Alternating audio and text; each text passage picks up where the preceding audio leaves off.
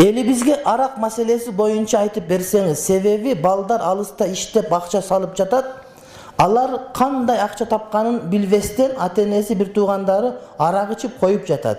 Түшүнүк берип коюңузчу, түшүнбөгөндөргө рахмат, Аллах разы болсун, үзүр дейт.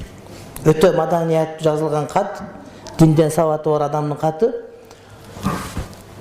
Арак жамандыктын энеси. Бардык жамандык арактан башталат. Мен эркектерге айттым, бирок силерге да айтышым керек. Азыр кыргыздын аялдары көбөйүп кетти. Erkekteri жоқ, бардык сүскөлгө кыдырып барат. Көлдө эмне бар сага? Үйөң жоқ, эмне бар аякка? Колуң бүтүн келиңиң бар, ашты ошко барып, өзгөнгө барып жейсиң. А жерге ким отурган сенден мурда, кандай адам отурган? Колун жууган, жуубаган, бирөө тамак кылганды ырахаттан отуруп жеп, анан келесиң, сени көргөн башка элдер шылдыңдап келет, кыргыздын катындары ушундай деп. Тойлор кафеде болуп калды. Şu sentrirdeki özbekler, oştaki özbekler Kırgızdan bay жашайт. Restoranı var özbek, toydu үйүндө кылат. Эмнеге? Үйдө келиндер кызмат кылат, абысындар ынтымак болот.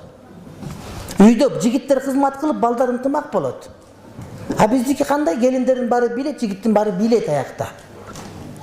Ырыс ошока барып бир байды байытасың, кембагалда өзү үйүң 2 комнат. Чышка кулагың жок, тойду ресторандан бересиң. Ана саңа ресторан. Үйдө эле кылыш керек ошону. Ажып ташып аткан болсо бир жөн.